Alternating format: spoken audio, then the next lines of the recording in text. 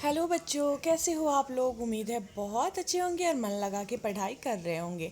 तो आज की क्लास में हम लोग क्लास 6 बिहार बोर्ड के हिंदी के चैप्टर 2 को पढ़ेंगे। इससे पहले चैप्टर 1 को कर चुके हैं। चैप्टर 1 एक कविता था, अरमान। और चैप्टर 2 है असली चित्र। राजा कृष्णदेव राय के राज्य में एक महाकंजूस सेठ रहता था। कंजूस मतलब जानते ही हो, जो पैसा वैसा खर्च नहीं करना चाहता है उसको कंजूस बोलते हैं। उसके पास अपार धन था, लेकिन एक कौड़ी खर्च करने में उसकी जान निकलती थी। एक बार उसके मित्रों ने उसे एक कलाकार से अपना चित्र बनवाने को राजी कर लिया। मानने को तो वह मान गया, पर चित्रकार चित्र बनाकर जब उसके पास ले आया तब उसका मूल्य 100 स्वर्ण मुद्राएं देने की उसकी हिम्मत ही नहीं हो रही थी। तो यह जो सेठ था, इसके पास धन जो था वो बहुत था। लेकिन बहुत सारे लोग आपको ऐसे दिखेंगे जिनके पास पैसा बहुत रहेगा, लेकिन वो पैसा खर्च करना नहीं चाहेंगे। जबकि पैसा जो होता है वो खर्च करने के लिए ही होता है। क्योंकि पैसा रख के अगर आप जीवन भर पैसा को रखे रखे रह जाते हैं और कुछ नहीं करते हैं, तो सोचिए वो पैसा कि किस काम का है, किसी काम का नहीं है। लेकिन फिर भी कुछ लोग ऐसे होते हैं, तो ये भी इसी तरह के थे। इनको मतलब एक कौड़ी खर्च करने में भी लगता था ऐसे जैसे जान निकल जाती थी। मतलब कि जान से भी प्रिय नहीं जो पैसा को मानता है, उस तरह के लोग थे। एक बार इनके दोस्तों ने मिलके इनको चित्र बनवाने के लिए बोला। मतलब जो आज हम लोग फ़ोटो वगैरह क्लिक करवाते हैं, तो उस समय ये सब टेक्नोलॉजी नहीं था। तो उस समय जो चित्रकार होते थे वो चित्र बनाते थे आदमी को देख के। अभी भी बनाते हैं, बहुत सारे ऐसे हैं जो आपको देख के आपके जैसा सेम चित्र बना देंगे। तो ये भी इनके दोस्त भी चित्र बनवाने के लिए इनको बहुत वो किए। उसके बाद ये मान तो गए, लेकिन जब चित्रकार जो है चित्र बनाकर इनके पास पहुंचा, और चित्र बनाने का तो मूल्य लेगा ना, पैसा तो लेगा क्योंकि उसमें उसकी मेहनत लगी है, तो वह 100 स्वर्ण मुद्राएं बताता है जो चित्र बनाने का दाम। तो उनकी हिम्मत जो है नहीं हो रही थी कि वह 100 स्वर्ण मुद्रा दे और उस चित्र को ले। वह कंजूस सेठ भी एक तरह का कलाकार ही था। वह अपने चेहरे की आकृति बदलने में माहिर था। वह चित्रकार को आया देख तुरंत कमरे में गया और कुछ ही देर में अपना चेहरा बदलकर वहाँ आ गया। और वह जो सेठ था वह भी, उसको भी एक तरह का कलाकार ही समझिए। उसमें क्या था कि वह अपने चेहरे का आकृति जो है वो बदल लेता था। तो वह जब भी चित्रकार को देखता है तो सोचता है अब तो इसको पैसा देना पड़ेगा, जो इस चित्र मेरा बना के लाया हुआ। अपना चेहरा जो है तुरंत जाके बदल लेता था। चित्रकार के सामने आकर सेठ ने कहा, तुम्हारा चित्र तो मेरे चेहरे से मिलता ही नहीं है, फिर यह मेरे किस काम का, तुम ही मिला कर देख लो। और जब चित्रकार बेचारा मेहनत करके चित्र बना के जब उसके पास लेके आता था, तो वह कहने लगता था कि जो चित्र बनाए हो, ये चित्र मेरे किसी काम का नहीं है, क्योंकि इसका चेहरा जो इस चित्र का में जो तुम चेहरा बनाए हो वो तो मेरे चेहरे से मैच ही नहीं करता है, तो फिर मैं इसे लेकर क्या करूँगा। और इस तरह से वो करता, तब मतलब परेशान करता था। फिर उसके बाद चित्रकार चेहरे को ठीक से देख लेता है, और अब जब ठीक मेरे चेहरे से मिलता हुआ चित्र बना कर लाओगे तो उसकी कीमत अदा करूँगा। अब वो बोलता है कि तुम मेरा चित्र जो है तुम मेरे चेहरे को ठीक से देख लो और फिर तुम मेरा सही सही चित्र बना के लाओ, उसके बाद मैं उसकी कीमत जो है अदा करूँगा।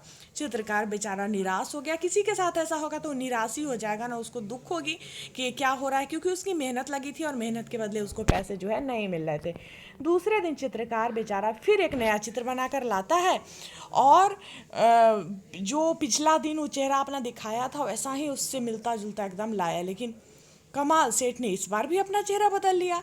चित्रकार ने चित्र मिलाकर देखा तो और भी भौचक रह गया। अब चित्रकार को बड़ा आश्चर्य होता था, और भौचक रह जाता था कि ऐसा कैसे हो सकता है। चेहरा चित्र से नहीं मिलता था, सोना मिला। चित्रकार मारे शर्म के पानी पानी हो गया। अब अगले दिन भी बेचारा ले जाता है तो उसको शर्म भी आती है कि मतलब मेरे से कैसे ऐसा हो जा रहा है कि मैं चित्र बना रहा हूँ, इनका चेहरा अच्छे से देख के जाता हूँ, और फिर मेरे से ऐसा क्यों नहीं बन रहा है। उसकी समझ में यह बात नहीं आ रही थी कि आखिर उससे ऐसी गलती कैसे हो जाती है।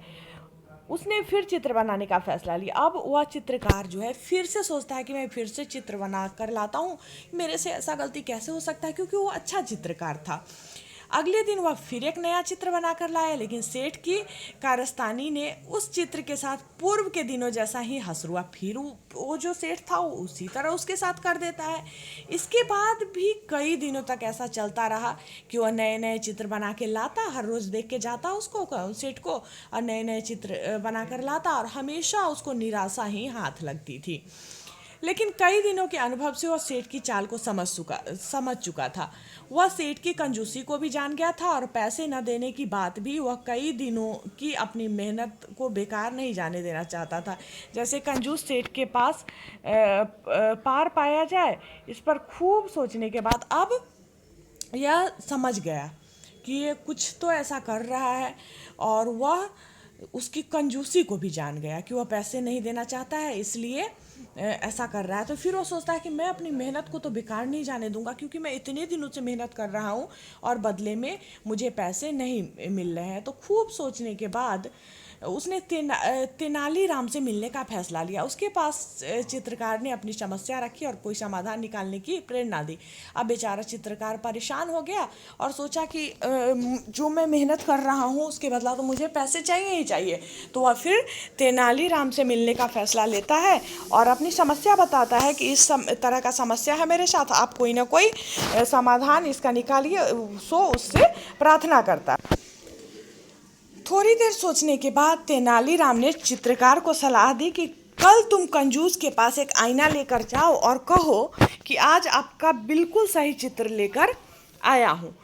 खूब ठीक से मिलाकर देख ले, रत्ती भर भी फर्क आपको नहीं मिलेगा। बस इतना भर करो और तुम्हारा काम चांदी। अब तेनालीराम बहुत अच्छा सलाह इसको दे देता है कि तुम क्या करो, एक आईना लेकर चले जाओ और उसको दिखाना, क्योंकि आईना में तो जो आपका प्रतिबिंब रहेगा, जैसा आप दिखते हो बिल्कुल वैसा ही दिखेगा।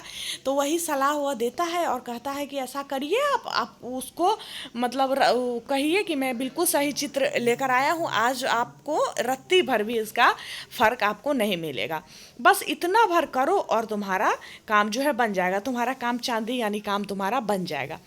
कल होकर चित्रकार तेनालीराम के कहे अनुसार आईना लेकर कंजूस सेठ के पास पहुंचा।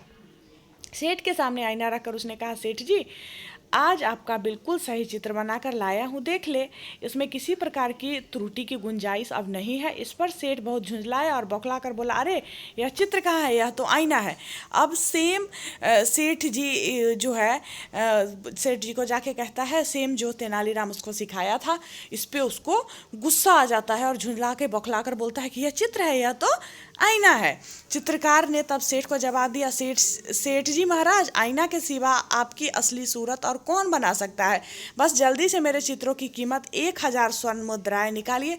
अब सेठ समझ गया था कि वह बुद्धि और सूझबूझ तेनालीराम की ही हो सकती है।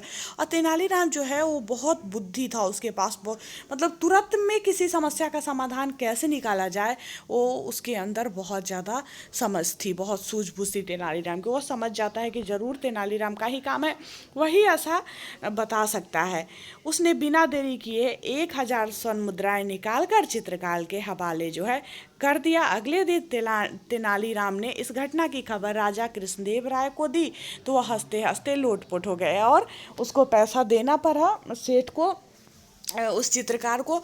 और अगले दिन जब तेनालीराम ने की इस घटना का पता राजा कृष्णदेव राय को चली तो उन हंसते हंसते जो है लोटपोट हो गए। तो हम लोग शब्दार्थ को देख लेते हैं और क्वेश्चन आंसर अगले क्लास में करेंगे। क्वेश्चन आंसर चैप्टर 1 जो है अरमान, उसका भी हम लोग नहीं किए हैं, तो पहले उसका करेंगे और फिर इसका भी करेंगे। अब मैं चैप्टर ख़त्म करूँगी, उसके बाद क्वेश्चन आंसर भी करवाते ही चलूँगी। तो शब्दार्थ में अपार है, अपार का मतलब होता है बहुत अधिक, ठीक है। स्वर्ण का मतलब सोना होता है। भौचक रह जाना मतलब आश्चर्य होना, किसी चीज़ को देखकर जो आश्चर्य हो जाता है उसको भौचक बोलते हैं। हस्र, हस्र का मतलब परिणाम होता है। राजी, राजी का मतलब मानना होता है। अदा करना मतलब चुका देना। कारस्तानी मतलब करतूत और कर्म, ठीक है।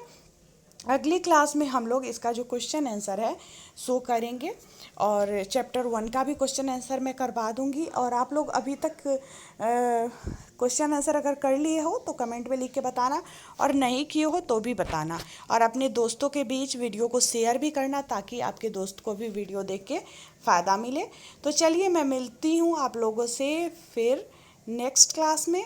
तो जो भी बच्चे चैनल पे पहली बार आए हैं तो नीचे जो रेड कलर से सब्सक्राइब लिखा होगा उसको दबा लीजिएगा। दबाने के बाद एक साइड में घंटी का बटन आएगा, घंटी के बटन पे क्लिक कर दीजिएगा ताकि जब भी कोई नया वीडियो अपलोड होगा चैनल पे, नया क्लास आएगा तो उसका नोटिफिकेशन आपको मिल जाएगा और आप उसी टाइम उस क्लास को कर पाएंगे। ठीक है, बाय बाय।